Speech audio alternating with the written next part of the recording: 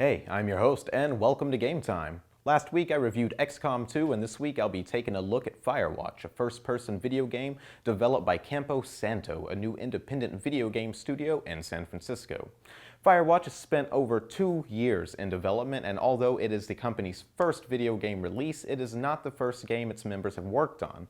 With talent from titles such as BioShock 2, The Cave, The Walking Dead, and Mark of the Ninja, they have plenty of experience, and it shows. So what is Firewatch about for those of you that are just now hearing about it? What's in this cave down here? NFS tells people not to go too far in there. It's pretty dangerous. You're in it, aren't you? It doesn't seem that dangerous. Whoa, whoa! Ah, no! Henry! Seriously, it's completely fine in here. Damn it. That storm knocked out the phone line I used to talk to the service, which means we're cut off. I'll see what I can do.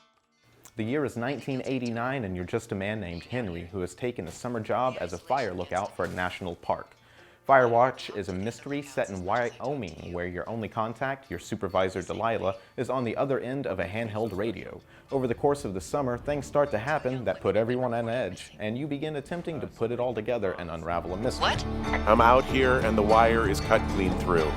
Wait, you're already there? You're not in your tower? No, I'm not. Then who is?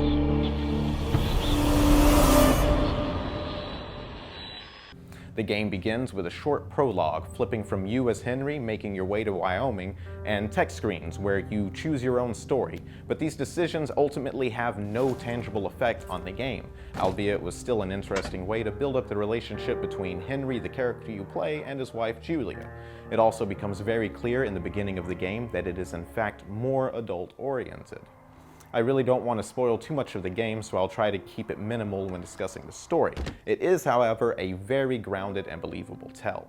The characters feel real, even with me behind the wheel pulling the strings on what they say and do. The options you're presented with try to avoid the typical "I'm always a good guy" or "let's just be completely terrible" paths. The game has brilliant sound design, with sounds of nature acting as your soundtrack. It goes a long way in helping with immersing yourself in the beautiful Wyoming wilderness. The voice acting is top-notch, with most of the spoken dialogue feeling very natural. This can be credited to bringing on Rich Summer of Mad Men to play Henry and Sissy Jones, an experienced individual in doing VOs for games as Delilah. Aside from the sound design, the game presents us with an incredible take on the beautiful forest of Wyoming, with breathtaking visuals.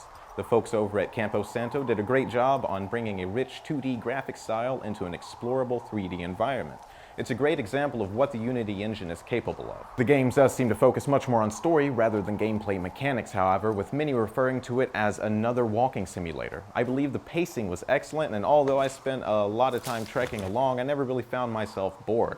I was interested in the conversations, and there are plenty of unique locations to view on your travels. The game is quite a bit on the short side though, only offering between 3 and 6 hours of game time, and it doesn't give you much of a reason to play through again. It'll be like one of those movies you really appreciate but only feel like watching maybe once a year after your first go. Firewatch is currently available on Steam and PlayStation 4. Steam is actually offering a 10% off of the game until the end of the day, which helps since the $20 does seem a bit much for what you get. That'll do it for this episode. Don't forget that Assassin's Creed Chronicles released the last installment of the trilogy earlier this week, which includes Russia, China, and India. Dying Light also released their standalone expansion the following. Join me again next week for a look at Street Fighter V. In the meantime, feel free to let me know what titles you're excited for this year in the comments or via Twitter at GametimeTMT. Game time's over. See ya.